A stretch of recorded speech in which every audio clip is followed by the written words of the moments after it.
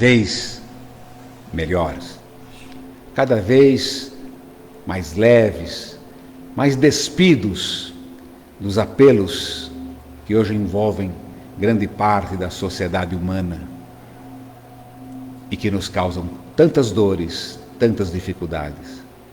Cá estamos todos buscando o alívio,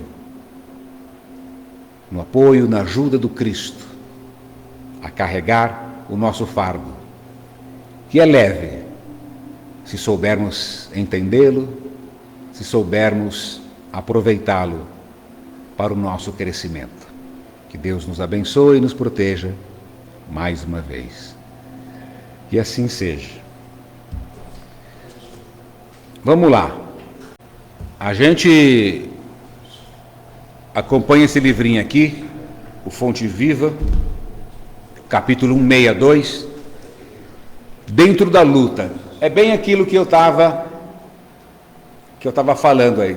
Então, o capítulo 62 aí do Fonte Viva, dentro da luta, é o título. Eu separei, eu imprimi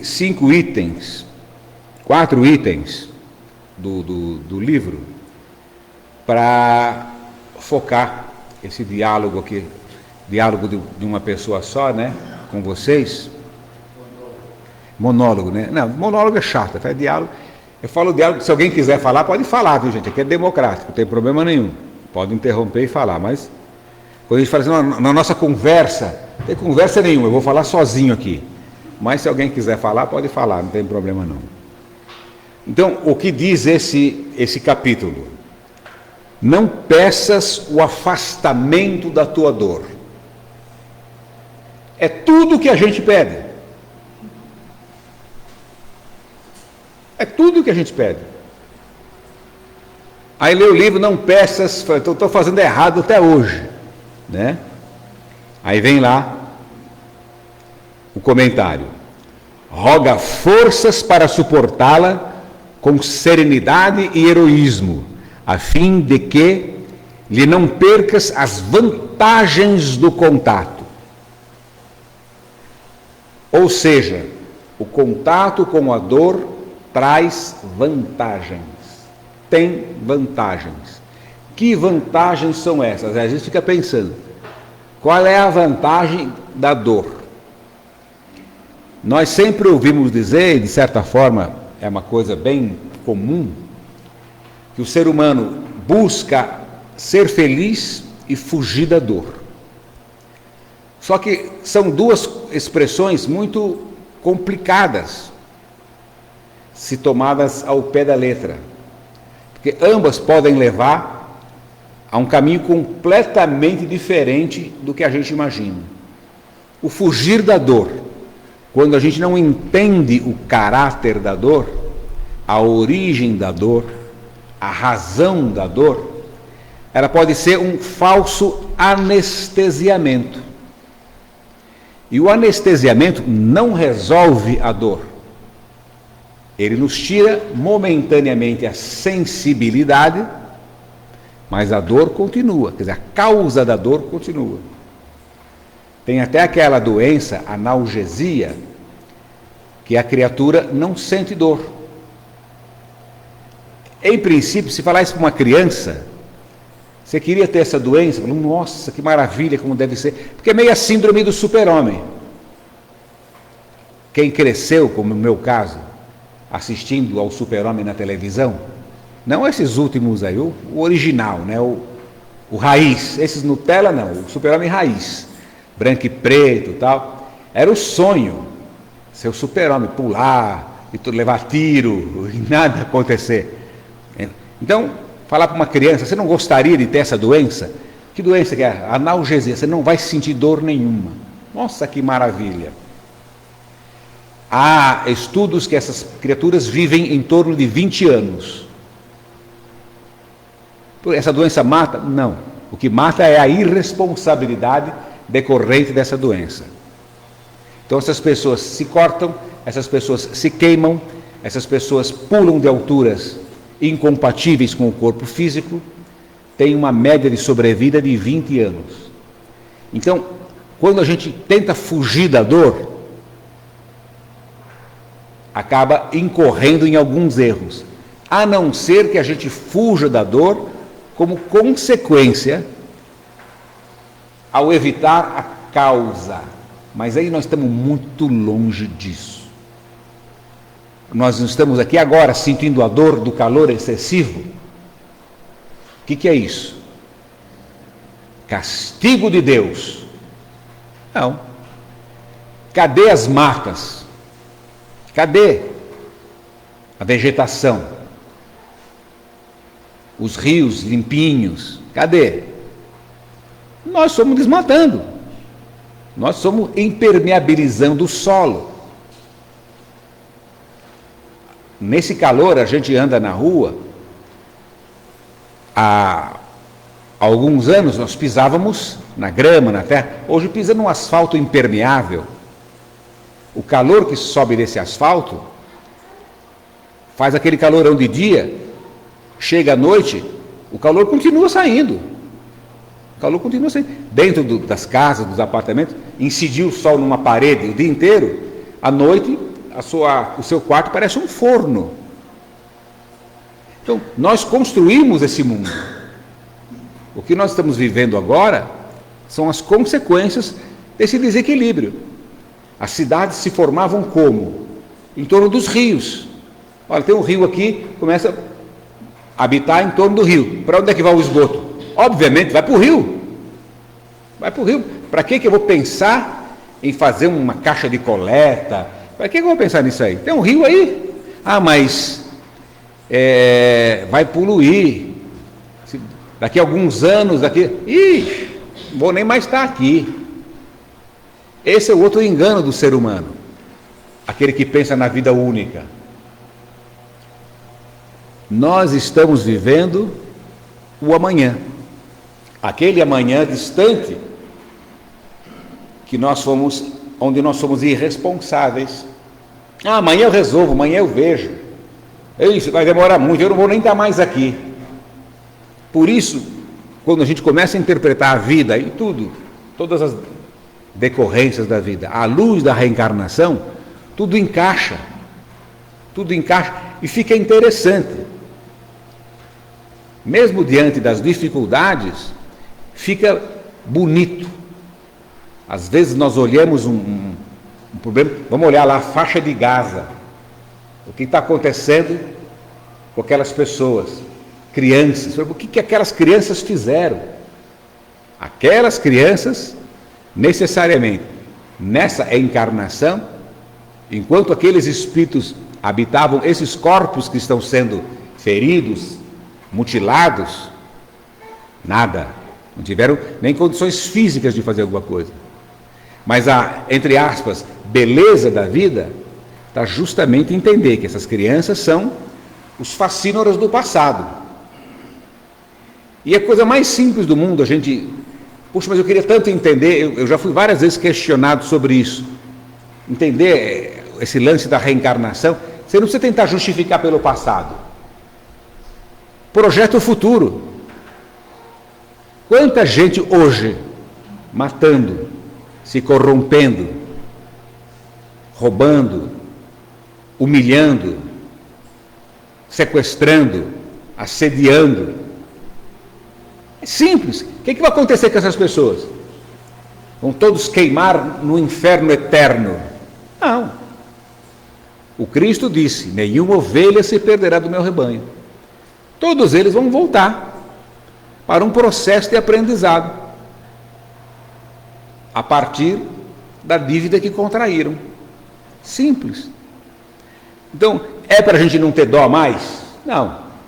Aí entra a nossa parte. Ele tem a responsabilidade dele. Não adianta a gente olhar para uma pessoa miserável, uma pessoa lascada, doente, e falar: eu queria tanto te ajudar, mas é teu karma, não vou estragar. Deus te colocou aqui desse jeito, tal, não vou atrapalhar. Toca aí sua vida que eu toco a minha. Não. Essas pessoas estão no nosso meio, convivem conosco também para que a gente exercite o nosso progresso.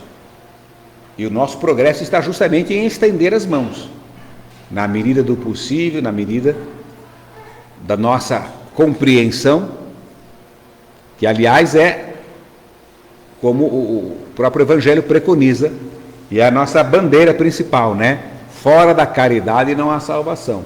O exercício da caridade é justamente o auxílio ao próximo no sentido amplo, a benevolência para com todos, olhar todo mundo com um olhar bom, ser bom para com todo mundo, a indulgência para com as imperfeições alheias, ou seja, ter um olhar tentando justificar, como a gente faz com a gente.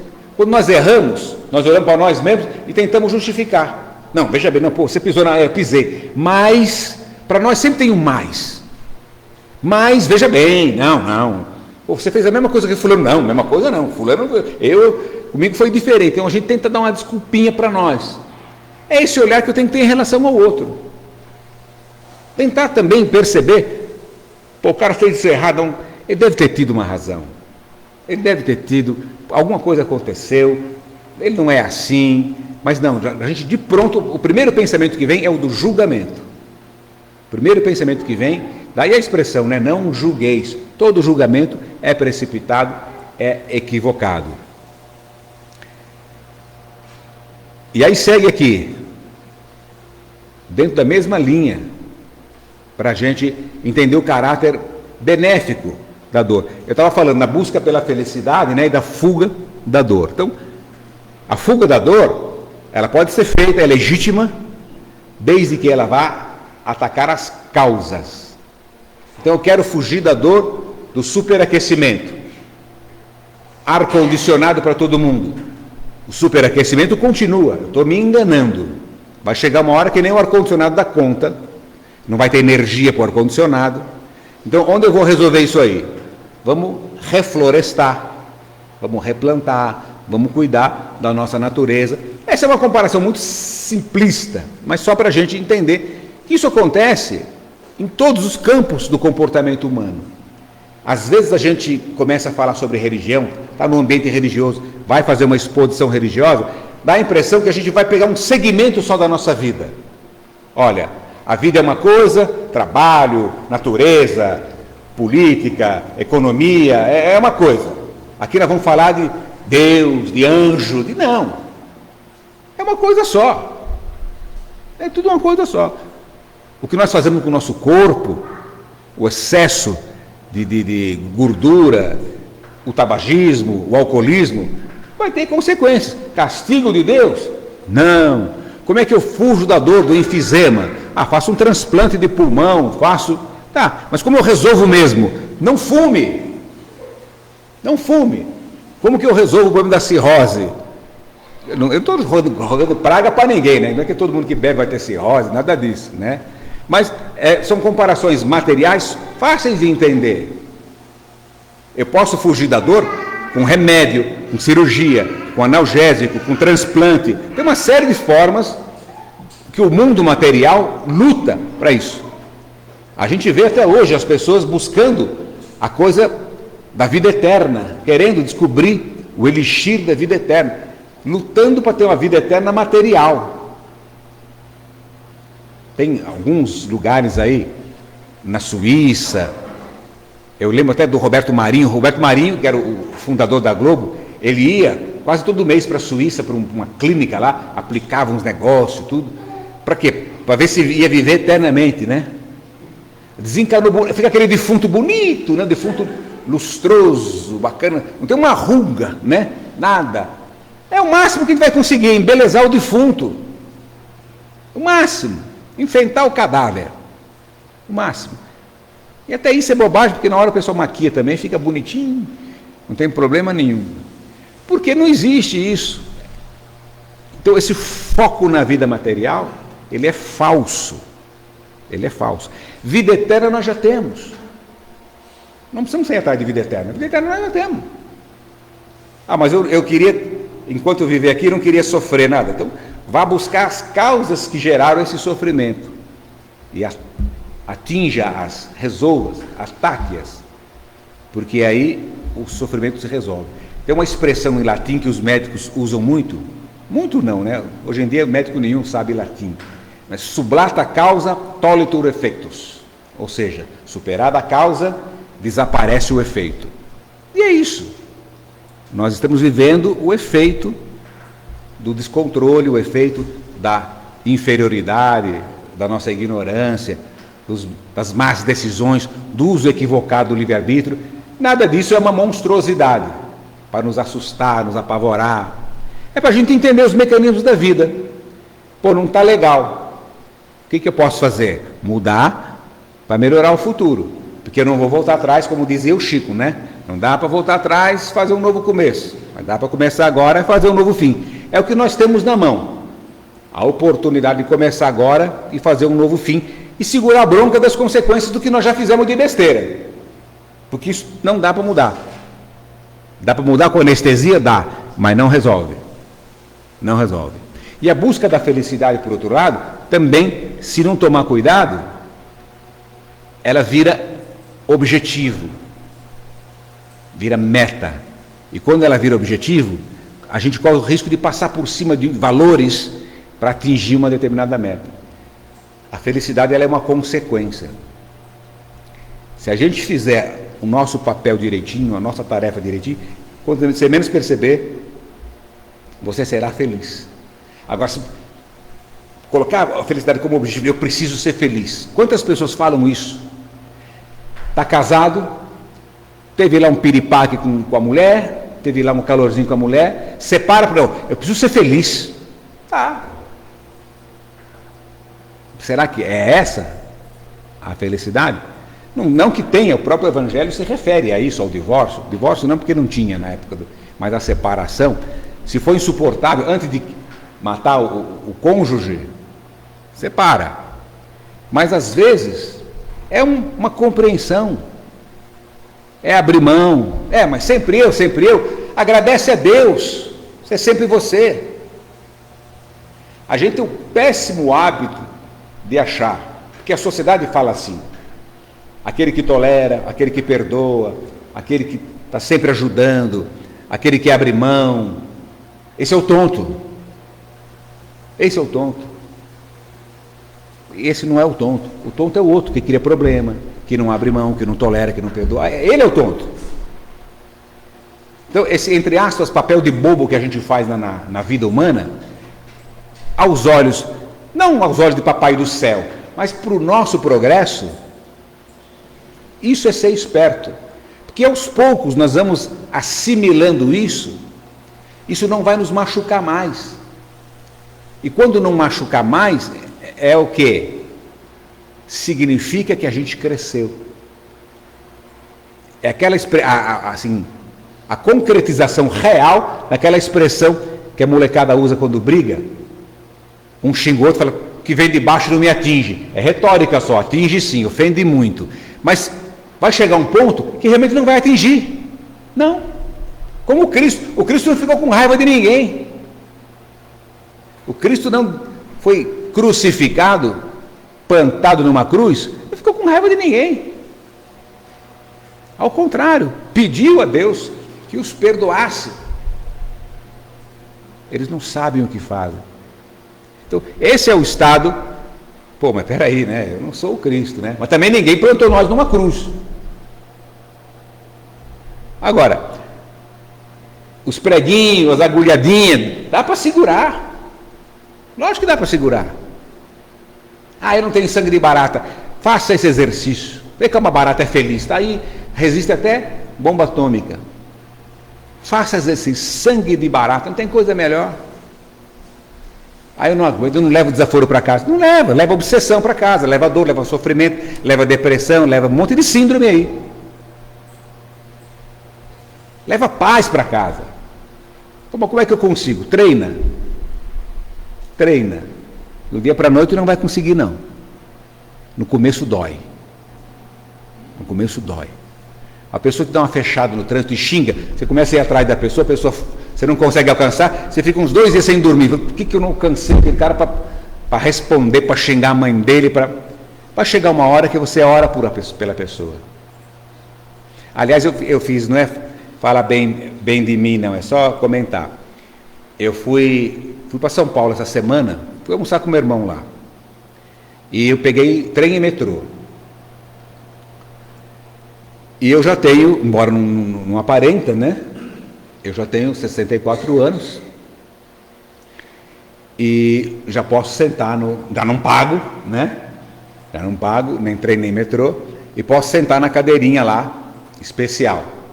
E eu entrei no vagão do metrô, tinha uma moça de uns 18 anos, se tanto, sentada naquela cadeira, que é uma tarjeta em cima enorme, né? Grávida, velho, aleijado e tudo quanto é coisa lá, né? Aí eu olhei, plantei em frente a ela, assim, fiquei olhando, né? Vai ficar incomodada. Eu não queria sentar e não precisava sentar. Mas, ao longo da viagem, em muito pouco tempo, que a viagem não é tão longa, eu fiquei refletindo, para quê? Eu não sei o que está passando no coração dessa menina. Eu não sei como é que ela acordou hoje, se ela está com dificuldade financeira, sei lá se ela brigou com o namorado, com a mãe, com o pai. Eu falei, eu estou tão bem, estou tão tranquilo, vou almoçar com meu irmão lá em São Paulo, estou sossegado, não tenho necessidade de sentar. Eu parei de enfrentá-la, andei um pouquinho para trás, esbocei o sorriso, comecei a orar por ela. É um exercício que eu fiz por racionalidade. Não me tornei o Francisco de Assis por causa disso, mas por racionalidade. A viagem para mim foi muito mais tranquila. Eu poderia fazer aquela viagem com raiva. Poderia até pedir para ela sair, sai daí e tal, sentar lá, quer dizer, eu não ia descansar. Então, é um exercício muito simples, muito comum. Esse foi um exemplo bem material, bem tosco, diria até, mas a gente pode aplicar isso no nosso dia a dia, para não sofrer e se sentir feliz por ser quem cede o lugar, por ser quem cede a palavra. As pessoas até falam, quando você começa a discutir, peraí, você quer ter razão ou você quer ser feliz? Você quer ter razão, continua na briga. Agora, você quer ser feliz? Fica quieto, para. Mas o outro vai ganhar? Não vai não, não ganha. Ganhamos nós. E segue lá o Emmanuel, né? Não solicites o desaparecimento das pedras do caminho. Quantas vezes a gente pede, né, em oração, Deus, tira as pedras do meu caminho. Insiste na recepção de pensamentos que te ajudem a aproveitá-las. Então, ao invés de retirar as pedras do caminho, o nosso objetivo é aproveitá-las para construir um futuro melhor, para construir uma vida melhor, para nós, para os outros. Tudo isso é oportunidade. Tudo isso é oportunidade. Olha aqui o item 3. Não exijas a expulsão do adversário. Pede recursos para a elevação de ti mesmo, a fim de que lhe transformes os sentimentos. Aí entra o perdão, aí entra a tolerância. Eu não vou conseguir mudar a outra pessoa, mas eu mudo a mim, eu mudo a minha relação com ela. Eu não preciso ficar orando. A gente vai ficando velho, vai tendo caos para contar. Eu tinha eu vou fazer que nem meu pai.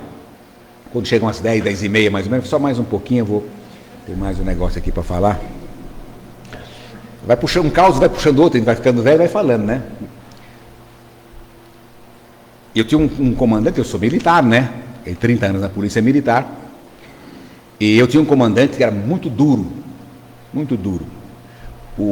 A postura dele, hoje, seria encarada como crime de assédio moral. Mas, dentro de quartel, nos anos 80, não tinha para quem reclamar, né? O pessoal falava, vai chorar lá na bandeira, né? E o que eu fazia?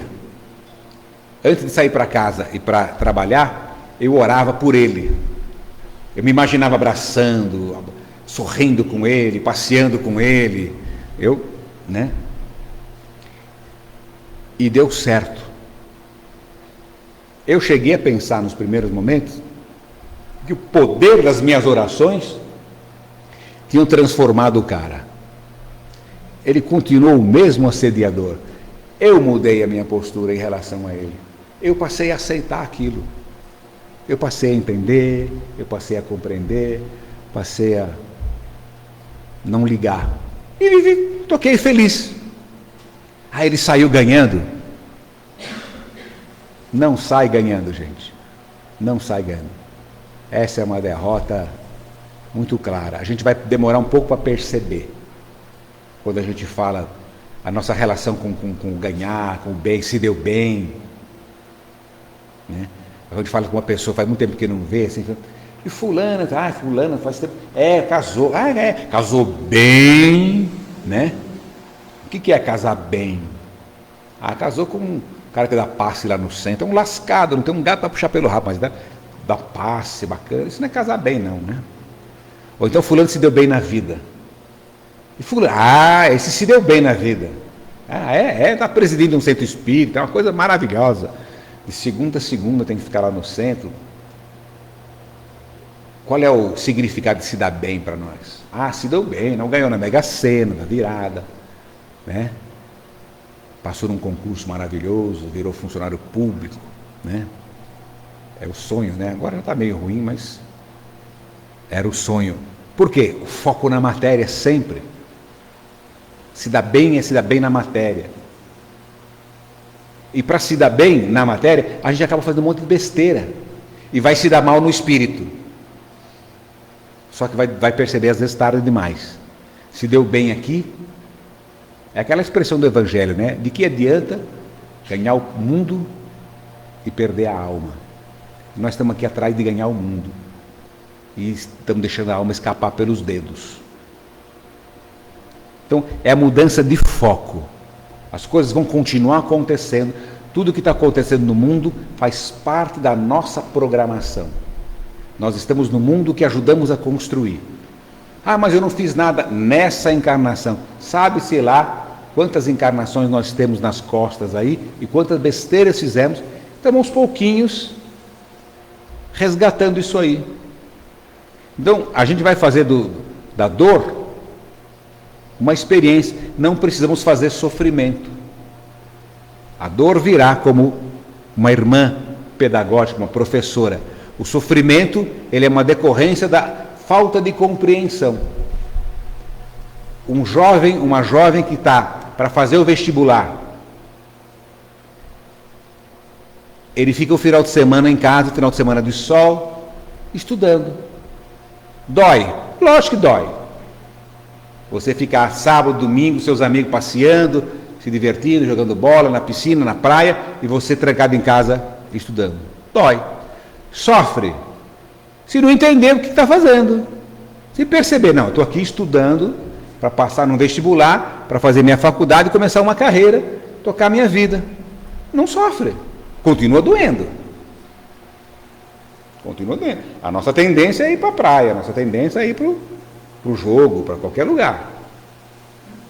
Então, vai doer me restringir, mas eu só vou sofrer se eu não entender por que eu estou fazendo isso. E é o que acontece com a humanidade, em geral, que não tem a visão da reencarnação. Fica com aquela cara de mas por quê? Por quê? Por quê? Tudo é por quê. A gente sabe que tem um porquê. A ideia de injustiça desaparece do nosso coração. Desaparece do nosso coração. E quando a gente se sente injustiçado, você não se livra do problema. Você fica o tempo todo reacendendo. A gente vê na televisão esses crimes de maior impacto de mídia. Toda vez que a mídia volta ao crime, ao caso, as pessoas falando com raiva, se manifestando com raiva. Está vendo, fulano? Já vai sair da cadeia. Não ficou nem 20 anos na cadeia, já vai. A gente sofre.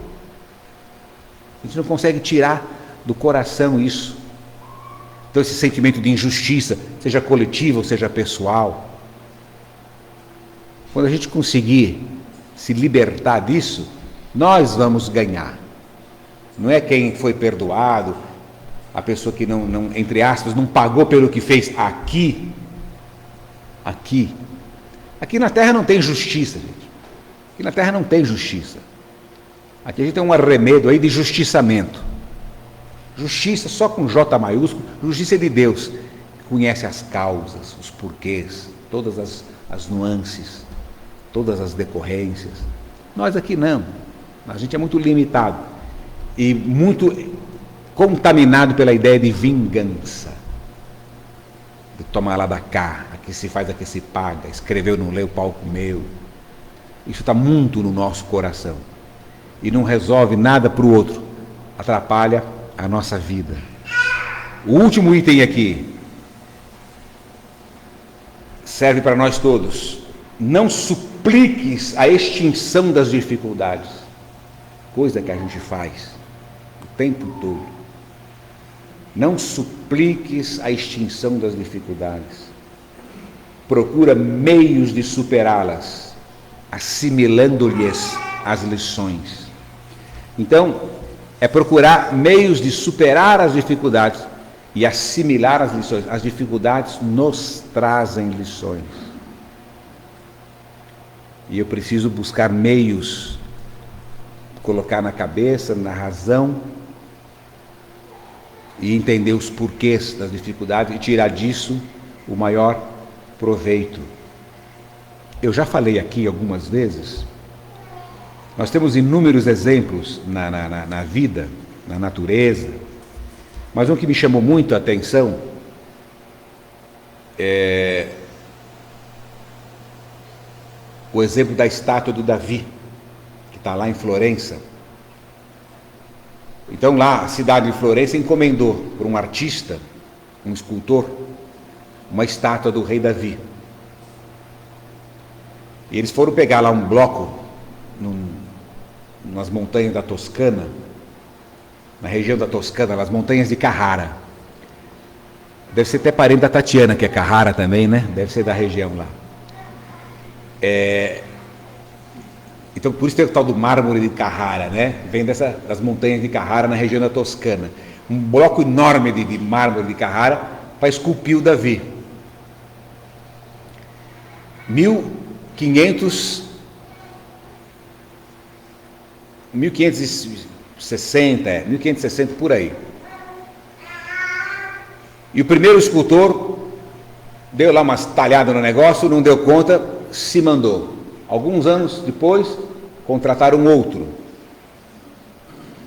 Também deu lá uma enganada, esse morreu.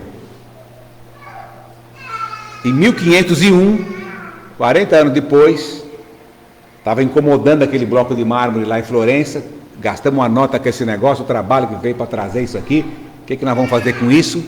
Contrataram um jovem de 26 anos, Michelangelo.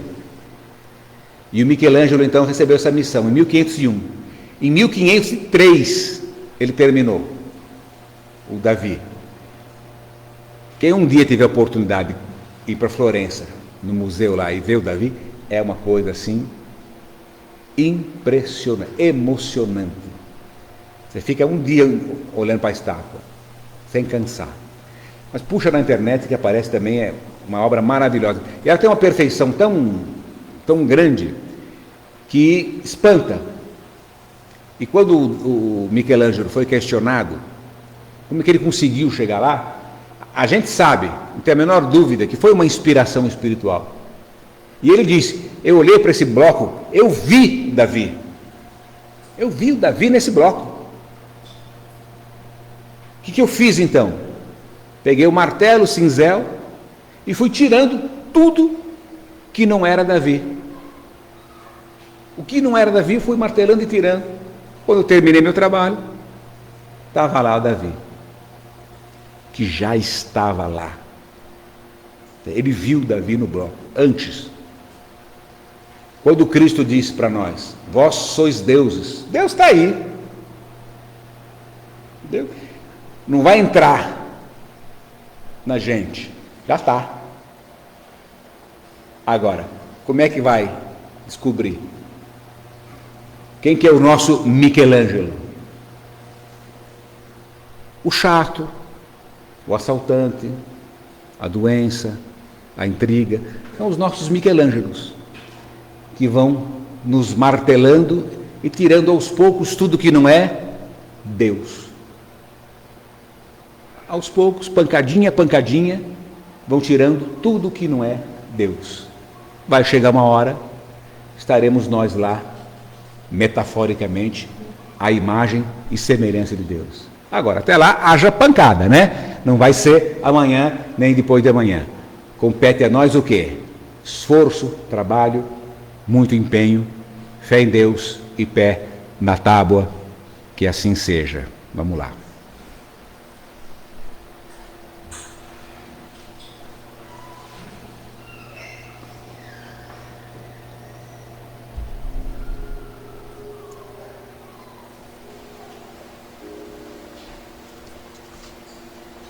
Vamos encerrar nossa reunião, nosso encontro, agradecendo a Deus essa oportunidade, pedindo aos espíritos amigos que continuem conosco, insistam em nos ajudar, apesar das nossas dificuldades, das nossas imperfeições, que eles continuem se esforçando em nos acompanhar, nos inspirar. Mas também que nós façamos a nossa parte. Que aos poucos a gente também se empenhe, a gente também se esforce no sentido de fazer por merecer essa companhia, fazer por merecer a proteção, a inspiração e ajuda dos bons espíritos, dos protetores. Não para tirar os nossos problemas, tirar as pedras dos nossos caminhos, mas para nos dar forças, lucidez, equilíbrio, para com essas pedras construirmos um futuro melhor. Que Deus possa proteger nossos familiares, nossos amigos, em especial aqueles atravessando algum momento difícil, de fragilidade, que recebam o nosso abraço sincero. Abençoe nossas casas, trabalho, estudo, as vidas materiais, de certa forma, caminhando para o final, as que estão começando,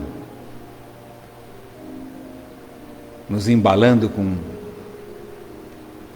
um chorinho que é música, é vida. É Deus entre nós. Que assim seja.